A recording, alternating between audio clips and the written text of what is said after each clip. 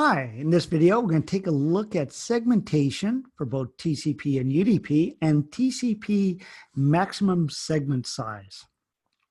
Okay, so TCP and UDP encapsulate data into multiple segments. So we have the application data that needs to be sent from one device to the other. Okay, segments, so we're going to take this huge chunk of data, 100,000 bytes, for example, here, and we're going to break it up into chunks or segments in order to make network communications more efficient. So we can send these segments, these smaller chunks of data over individual packets or in individual packets. So we break the data up. Here it's showing just as an example, breaking the stream of application data up into 1,000-byte segments. Okay, so maximum segment size. This is a field actually within the options field of TCP header.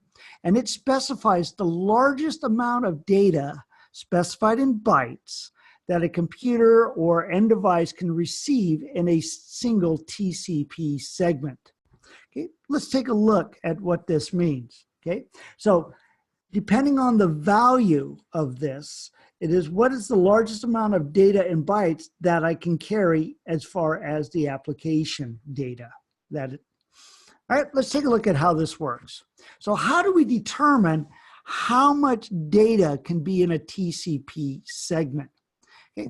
So typically the end system uses the outgoing interface MTU, maximum transmission unit, minus 40 bytes as it's reported to the MSS. Let's take a look at how this works. Okay, we're going to see that typically TCP over IP version 4 over Ethernet, the TCP MSS value is typically 1460. Let's see how this works.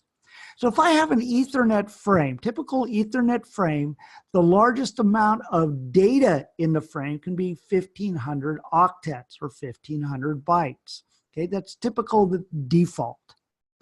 Well, if we look at an IPv4 packet, we have 20 bytes that is allocated for the IPv4 header.